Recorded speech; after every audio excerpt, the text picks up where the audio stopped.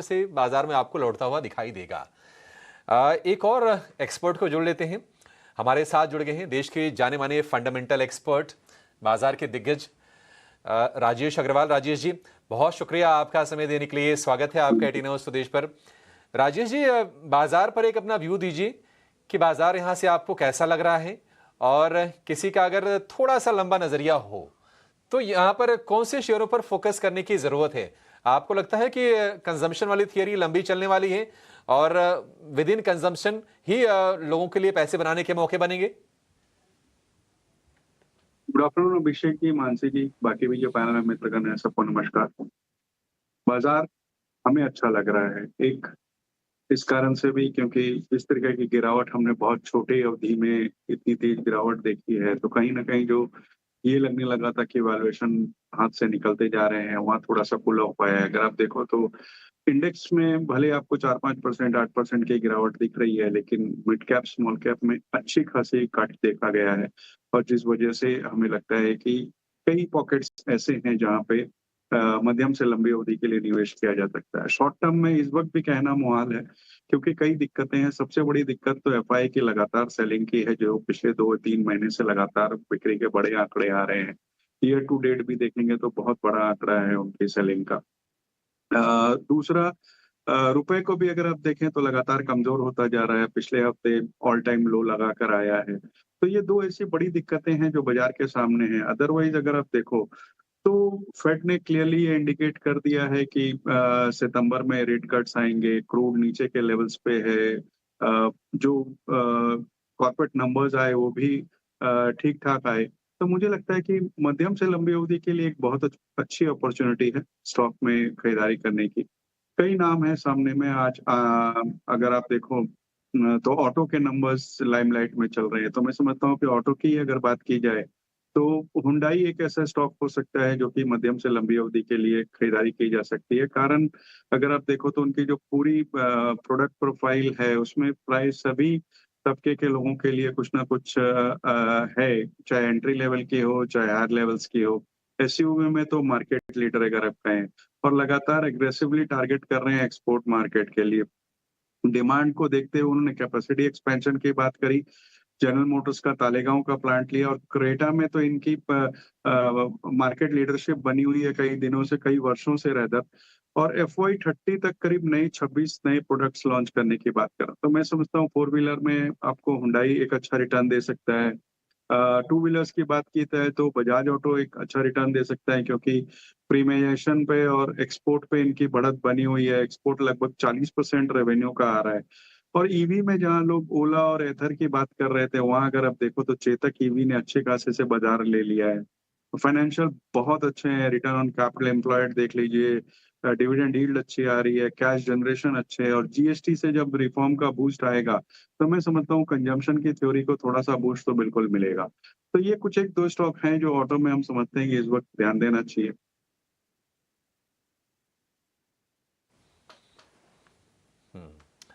नहीं, बढ़िया है सर, अच्छी एनालिसिस। और निश्चित तौर पर जो फैक्टर्स हैं बाजार के लिए, उसको लेकर कोई दिक्कत तो है ही नहीं। और हम बार बार ये चर्चा करते रहे हैं कि अपने जो फंडामेंटल्स हैं या फिर अपने मैक्रोज हैं वो सॉलिड हैं। और अगर ये टैरिफ का ओवरहैंग ये बाजार के लिए कम हो, या फिर ये चीज़ क्लियरली पता चल जाए कि नहीं नहीं, जो एक्सपोर्ट को लेकर हमारा जो हिट आएगा, जिसके चलते थोड़ा करंट अकाउंट अकाउंट डेफिसिट बढ़ेगा, रुपया को प्रेशर में डालेगा, ये शॉर्ट टर्म का पेन है। लेकिन medium term to long term में बाजार की पिक्चर यहां से अच्छी दिखाई दे रही है। और आपने बिल्कुल सही कहा कि जो अर्निंग का भी सपोर्ट धीरे धीरे बाजार के लिए आने लगा है। जी, एक बार आपसे ना ये जीएसटी वाले मसले पर फिर से व्यू चाहिए, क्योंकि कहा यह जा रहा है कि नहीं, कंजम्पशन को बूस्ट मिलेगा। क्या आपको लगता है कि ओवरऑल सारे के सारे कंजम्पशन शेयरों के लिए पॉजिटिव होगा, या फिर जो डिस्क्रिशनरी वाले जो स्टॉक्स हैं उनके लिए ज्यादा पॉजिटिव होगा? क्योंकि आज हम देख भी रहे हैं कि ट्रेंड ऊपर है। एबीएफआरएल में अच्छी हम तेजी देख रहे हैं। ऑटो स्टॉक्स को सेल्स के डेटा का भी सपोर्ट मिल गया, और जीएसटी घटेगा तो फायदा होगा ही होगा। आपकी नजर स्पेसिफिकली कौन से एरियाज पर होगी जिनको जीएसटी से बढ़िया बेनिफिट होगा? देखिए, कंजम्पशन एज़ अ थीम अच्छी रहने वाली है, नो डाउट इन दैट। अब हमारी नज़र इस समय अगर कहूँ क्लियरली, तो शुक्रवार की जो रिलायंस की, पहले भी हम रिलायंस में बहुत तेज़ी में थे। बट शुक्रवार की जो रिलायंस की एजीएम हुई उसके बाद में जो वक्तव्य वहां पे निकल कर आए, उसमें 2-3 चीजें थी जो बहुत पॉजिटिव थी। जैसे एफएमसीजी में जो उनकी आज 11,000 करोड़ की सेल है, उसे 5 साल में 1 लाख करोड़ की बात कर रहे हैं। जियो में जिस तरीके के करार कर रहे हैं या बढ़ने की बातें कर रहे हैं, वो भी एक कंजम्पशन की थीम हो सकती है। रिलायंस रिटेल की बात करें तो 19,000 के ऊपर के उनके स्टोर्स हैं, 2-3 हज़ार स्टोर हर साल जोड़ने की बात करते हैं। तो वहाँ एक बड़ी थीम है, हालाँकि वो रिलायंस के अंदर में है तो इसको इंडिविजुअली प्ले करना इस वक़्त मुश्किल है।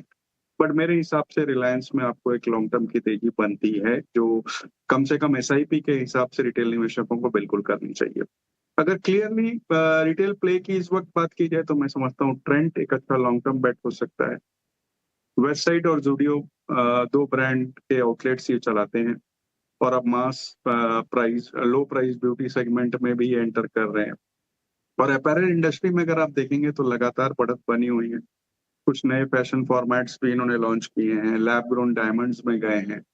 250 स्टोर एफवाई 26 में जोड़ने की बात कर रहे हैं और जिस तरीके का करेक्शन स्टॉक ने देखा है ऊपर के 8,000 के लेवल्स के आसपास से और अब 5400 के आसपास, मैं समझता हूँ कि जो वैल्यूएशन का एक दिक्कत थी वो थोड़ी सी निकलती हुई नजर आ रही है। तो यहाँ पे भी लॉन्ग टर्म की नजर रखी जा सकती है। पॉइंट का जबरदस्त उछाल आज के सत्र में हम देख रहे हैं।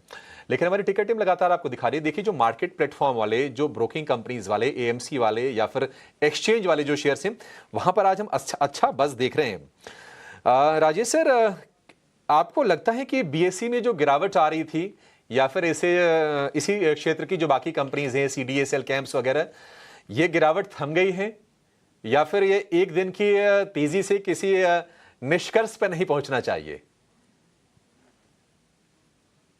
अभिषेक जी, ऐसा है कि ये कहना बहुत मुहाल है कि गिरावट थम गई है और नहीं गिरेगा। ये सब शॉर्ट टर्म की बातें हैं जो मेरे लिए कहना बहुत मुश्किल है। मैं फंडामेंटल्स पे बात कर सकता हूँ और फंडामेंटली मुझे ये पूरा सेगमेंट बहुत शानदार नजर आता है। आप देखें तो इक्विटी पार्टिसिपेशन रिटेल निवेशकों का खास करके बढ़ता जा रहा है, फिर वो चाहे डायरेक्ट इक्विटी में हो, चाहे एसआईपी के द्वारा हो। आईपीओ देखेंगे तो हर हफ्ते आपको 8-10 आईपीओ नजर आएंगे, चाहे वो मेन बोर्ड के हों चाहे एसएमई के हों। इस हफ्ते भी 8 आईपीओ हैं, एक मेन बोर्ड का और 7 एसएमई के। तो आईपीओ की पाइपलाइन बनी हुई है, रिटेल निवेशक बढ़ते जा रहे हैं, म्यूचुअल फंड में पार्टिसिपेशन बढ़ता जा रहा है। ऐसे हालात में जो मार्केट प्लेटफॉर्म वाले स्टॉक्स हैं, इनकी लंबी अवधि की जो फंडामेंटल्स है वो स्ट्रांग है। कोई भी गिरावट आपको एक अच्छा मौका देती है खरीदारी की। आपने बीएसई की बात करी, बीएसई में अगर आप देखो तो लास्ट 2-3 तिमाहियों से शानदार नतीजे आ रहे हैं। पहली तिमाही में भी नतीजे बहुत शानदार आए, वॉल्यूम्स बढ़ते हुए नजर आए, फिर वो चाहे इक्विटी कैश के हों, इक्विटी डेरिवेटिव्स के हो, बॉटम लाइन में 100% के ऊपर की बढ़त थी। और इस क्वार्टर में 600 एसएमई लिस्टिंग की माइलस्टोन बीएसई ने अचीव कर ली थी। एफएनओ मार्केट में इनका शेयर बढ़ता जा रहा है, हालांकि अब ऐसी बातें चल रही है कि ऑप्शंस में कुछ दिक्कतें आएंगी या जीन स्ट्रीट की दिक्कतें हैं या सेबी कुछ नए रेगुलेशंस लेने वाला है। वो आगे की बातें हैं जो दोनों ही एक्सचेंज को फर्क पड़ेगा। आईपीओ की पाइपलाइन सेकेंड हाफ में भी बहुत स्ट्रांग है। बीएसई का स्टार म्यूचुअल फंड अपने आप में दिग्गज कहा जा सकता है। आईएनएक्स में इनकी हिस्सेदारी है, सीडीएसएल में 15% की हिस्सेदारी है, जिसे अभी करीब करीब 6,000 करोड़ की वैल्यूएशन कह सकते हैं। कैश कंपनी में 2,000 करोड़ के आसपास का पड़ा हुआ है और मैं समझता हूँ कि जो ये करेक्शन आया है 3,000 के लेवल से लगभग 2,000 तक, मैं समझता हूँ कि अच्छी अपॉर्चुनिटी है मध्यम से लंबी अवधि के निवेशकों के लिए। शॉर्ट टर्म में मेरे लिए कहना मुहाल है कि यहाँ से और गिरावट आएगी या नहीं आएगी।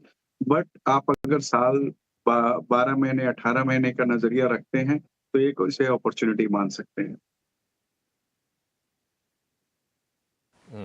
ठीक है, थोड़ा लंबा अपॉर्चुनिटी रखिए। राजेश जी, एक छोटा सा जवाब चाहेंगे आपसे जाइडस वेलनेस के शेयर को लेकर, क्योंकि आज बहुत ही शानदार रफ्तार रही।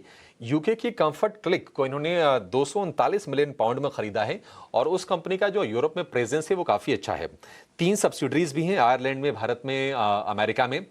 तो निश्चित तौर पर बाजार इसको ना बढ़िया रेस्पेक्ट दे रहा है शेयर को और अच्छी तेजी आप देखिए 10% ऊपर डे हाई पर ये भी शेयर है।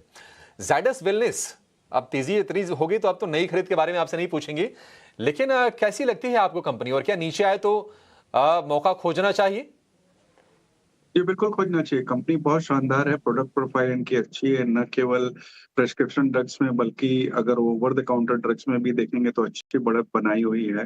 वैल्यूएशंस बहुत अच्छे हैं, हमने हमारे क्लाइंटों को करीब 6-8 महीने पहले से ही इनिशिएटिंग कवरेज करी थी, तब से रिकमेंड कर रखा है। आज बहुत ज़्यादा बढ़ गया है, खबर के कारण से थोड़ा-सा कूल डाउन होना चाहिए, नई खरीदारी भी की जा सकती है। जिनके पास है, वो बने रह सकते हैं।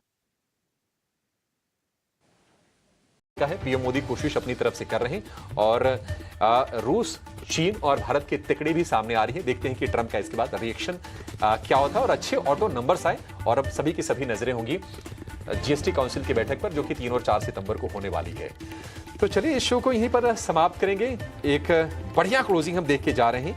24,624 ये है निफ्टी की क्लोजिंग के लेवल, और निफ्टी बैंक 54,000 से टचिंग डिस्टेंस पर 53,993 की क्लोजिंग हमने देखी है। आधे % से थोड़ी ज्यादा की मजबूती रही है निफ्टी बैंक में। इस शो को फिलहाल यही समेटेंगे। श्रीकांत जी, नीलेश जी और राजेश जी, आप तीनों का बहुत शुक्रिया आज समय देने के लिए और हमारे दर्शकों की मदद करने के लिए और अपने इंटेलिजेंट व्यूज हमारे सामने रखने के लिए। बहुत शुक्रिया आज शो में शामिल होने के लिए सर। चलिए इस शो को यहीं समाप्त करेंगे। एक छोटे से ब्रेक के बाद करेंगे आपकी हम कल की तैयारी। नमस्कार।